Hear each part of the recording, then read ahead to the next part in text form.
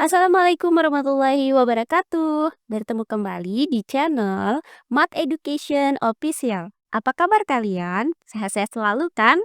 Dan tetap semangat belajar matematikanya. Pada pembelajaran kali ini akan kita bahas materi di bab statistika. Adapun subbab pertama yang akan kita pelajari kali ini adalah penyajian data dalam bentuk diagram. Nah, di mana submateri yang kita bahas pada subbab ini adalah penyajian data dalam bentuk tabel. Baiklah, langsung saja kita simak materinya.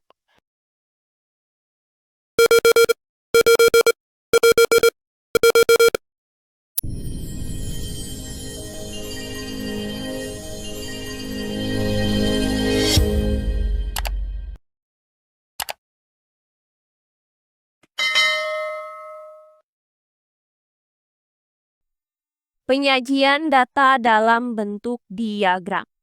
Nah, statistika adalah ilmu yang mempelajari cara mengumpulkan, mengolah, menganalisa, dan menyajikan data. Penyajian data itu merupakan salah satu kegiatan dalam pembuatan laporan hasil penelitian yang telah dilakukan agar data yang telah dikumpulkan itu dapat dipahami dan dianalisis sesuai dengan tujuan yang diinginkan. Nah, pada pembelajaran di subbab ini akan kita bahas penyajian data dalam bentuk tabel, histogram, dot plots, dan box plot. Berdasarkan tujuan dan kebutuhannya, ada bermacam-macam jenis penyajian data dalam bentuk tabel, yaitu tabel baris kolom, kemudian tabel distribusi frekuensi, kemudian tabel distribusi frekuensi kumulatif. Nah, pertama akan kita bahas penyajian data dalam bentuk tabel baris kolom. Nah, tabel baris kolom adalah bentuk penyajian data yang terdiri atas baris dan kolom. Tabel baris dan kolom ini dapat dibedakan menjadi 3 jenis, yaitu tabel satu arah, tabel 2 arah, dan tabel 3 arah. Nah, jenis yang pertama yaitu tabel satu arah. Tabel satu arah adalah tabel yang berisi suatu sajian data mengenai satu hal atau satu karakteristik saja. Nah, karakteristik yang ditunjukkan itu bisa berupa jumlah, frekuensi, ukuran, kadar atau persentase, dan lain sebagainya. Nah, tabel ini merupakan bentuk tabel yang paling sederhana dan paling mudah dibuat. Nah, adapun salah satu contoh dari tabel satu arah, misalnya tabel tentang inventaris barang berikut ini. Nah, tabel ini menyatakan nama-nama barang inventaris di SMP X yang terdiri dari meja sebanyak 30, kursi sebanyak 35, lemari sebanyak 14, papan tulis sebanyak 10, dan penghapus sebanyak 20. Nah, di sini yang menjadi objek penelitian itu adalah barang inventaris saja. Maka di sini karakteristiknya itu cuma ada satu. Nah, tabel ini dapat kita sajikan juga dalam bentuk diagram batang, yaitu sebagai berikut. Nah, untuk meja itu berjumlah 30, kemudian untuk kursi itu berjumlah 35, kemudian untuk lemari itu berjumlah 14, kemudian papan tulis berjumlah 10, dan penghapus berjumlah 20.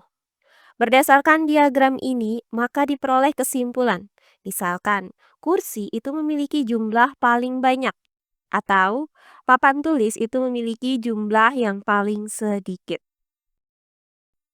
Berikutnya, jenis yang ketiga dari tabel baris dan kolom adalah tabel dua arah. Tabel dua arah adalah tabel yang berisi sajian data mengenai hubungan antara dua hal atau karakteristik yang berbeda. Nah, sebagai contoh, data banyaknya siswa kelas 10 dan jenis kelamin, yaitu laki-laki dan perempuan berikut ini. Nah, untuk siswa kelas 10-1 itu banyak siswa laki-lakinya, ada 14 orang, sedangkan siswa perempuannya ada 16 orang. Kemudian untuk siswa kelas 10 2. Banyak siswa laki-lakinya ada 20 orang dan siswa perempuannya ada 11 orang. Selanjutnya untuk siswa kelas 10 3. Banyak siswa laki-lakinya ada 15 orang dan siswa perempuannya ada 12 orang. Kemudian untuk siswa kelas 10 4. Banyak siswa laki-lakinya ada 16 orang dan siswa perempuannya ada 21 orang.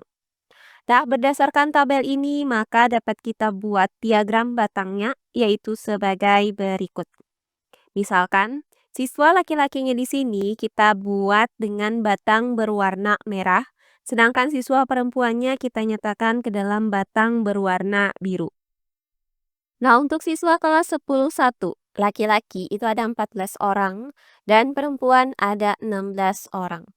Kemudian untuk kelas 10 2, laki-laki ada 20 orang dan perempuan ada 11 orang. Selanjutnya untuk siswa kelas 10 3, laki-laki ada 15 orang dan perempuan ada 12 orang. Terakhir untuk siswa kelas 10 4, laki-laki ada 16 orang dan perempuan ada 21 orang. Nah, berdasarkan diagram ini, maka dapat kita peroleh kesimpulan mengenai data. Misalnya, di kelas 10 4 itu memiliki siswa perempuan terbanyak. Atau di kelas 10 5 memiliki siswa laki-laki terbanyak.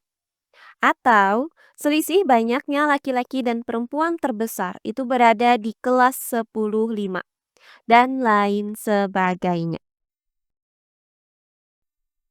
Nah, berikutnya jenis tabel baris dan kolom yang ketiga adalah tabel 3 arah. Nah, tabel 3 arah adalah tabel yang berisi suatu sajian data mengenai hubungan antara tiga hal atau karakteristik yang berbeda. Sebagai contoh, data jumlah karyawan di PT Sentosa menurut masa kerja, tingkat pendidikan, dan jenis kelamin yang disajikan dalam bentuk tabel berikut. Nah, berdasarkan tabel ini terlihat bahwa banyak karyawan dengan masa kerja 1 sampai dengan 2 tahun adalah untuk karyawan yang lulusan SMP.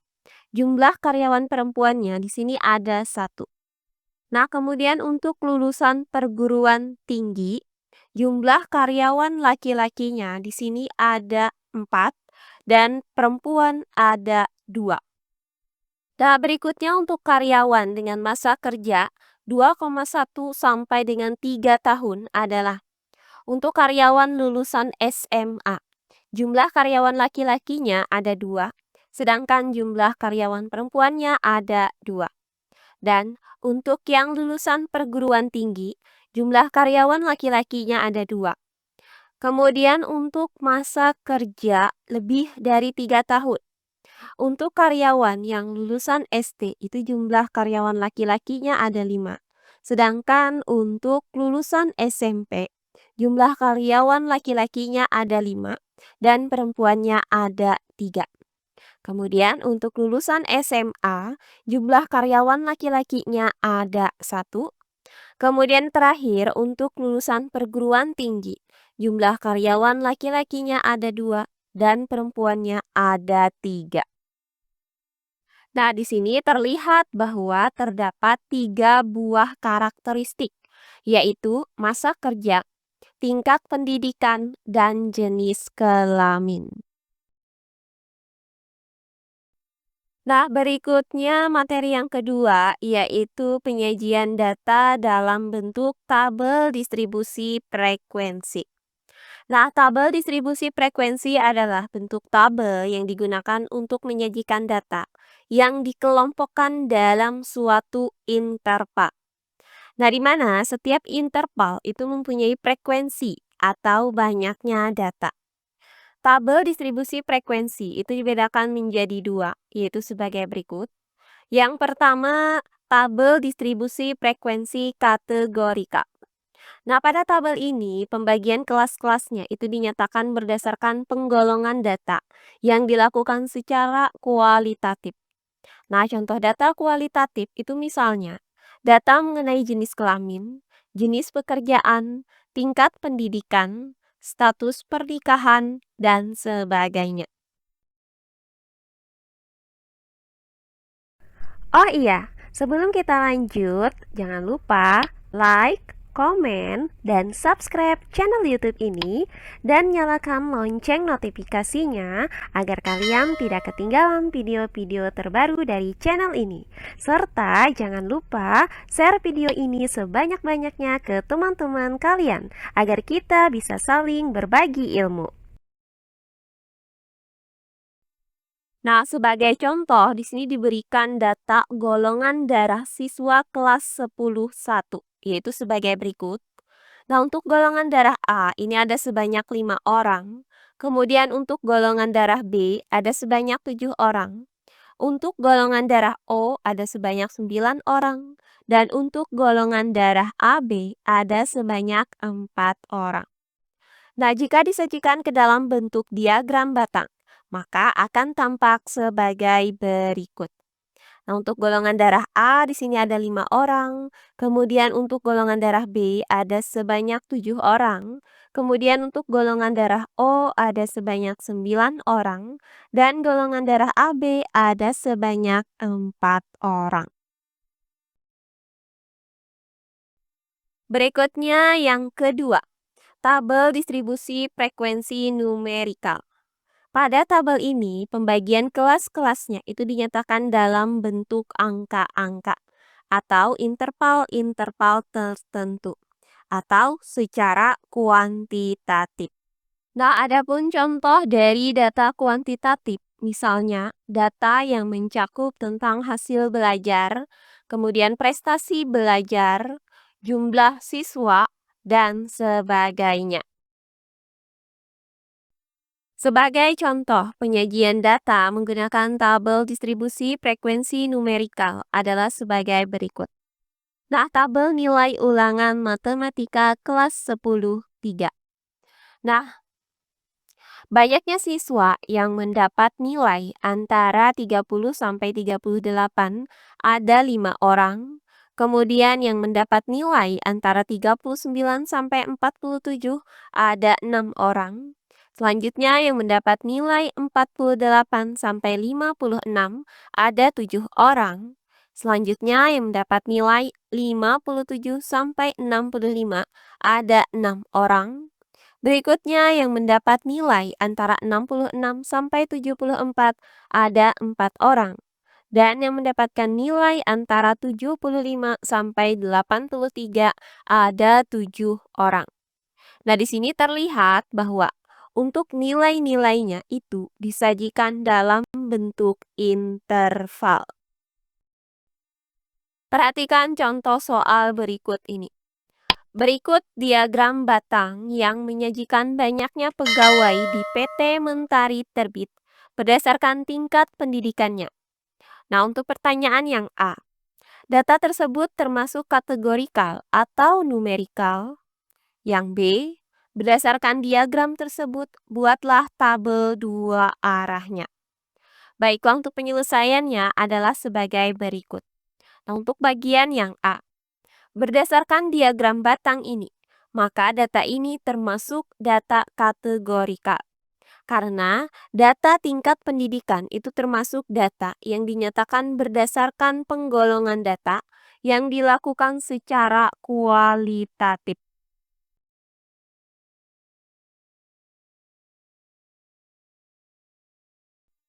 Nah, karena pada diagram ini terdapat 2 kategori, yaitu tingkat pendidikan dan jenis kelamin, maka kita buat tabel 2 arahnya, yaitu sebagai berikut. Nah, di tabel ini dibuat tingkat pendidikan dan jenis kelamin, yaitu laki-laki dan perempuan. Untuk kolom tingkat pendidikan itu kita isikan dengan SD, SMP, SMA, D3, S1, dan S2. Berdasarkan diagram batang ini, maka banyaknya pegawai laki-laki dengan tingkat pendidikan SD adalah 25 orang, sedangkan perempuannya ada 10 orang. Berikutnya, banyaknya pegawai laki-laki dengan pendidikan SMP ada sebanyak 45 orang, sedangkan perempuannya ada sebanyak 25 orang. Berikutnya, untuk banyaknya pegawai laki-laki dengan tingkat pendidikan SMA itu ada 35 orang, sedangkan perempuannya ada 15 orang. Berikutnya, pegawai laki-laki dengan tingkat pendidikan D3 ada 15 orang, sedangkan perempuannya ada 5 orang. Berikutnya, banyak pegawai laki-laki dengan tingkat pendidikan S1 ada 25 orang, sedangkan perempuannya ada 10 orang. Terakhir, banyak pegawai laki-laki dengan tingkat pendidikan S2 ada 15 orang, sedangkan perempuannya ada 5 orang. Nah, inilah tabel 2 arah dari banyaknya karyawan di PT Mentari Terbit. Nah, demikian pembelajaran kita kali ini di subbab yang pertama, yaitu penyajian data dalam bentuk diagram. Untuk submateri yang pertama, yaitu penyajian data dalam bentuk tabel. Semoga penjelasan dari saya mudah dimengerti oleh kalian semua. Jika ada yang kurang dipahami, silahkan kalian tulis di kolom komentar. Baiklah, untuk pembelajaran kali ini saya cukupkan sampai di sini. Bertemu kembali di pembelajaran kita berikutnya. Akhir kata saya ucapkan wassalamualaikum warahmatullahi wabarakatuh.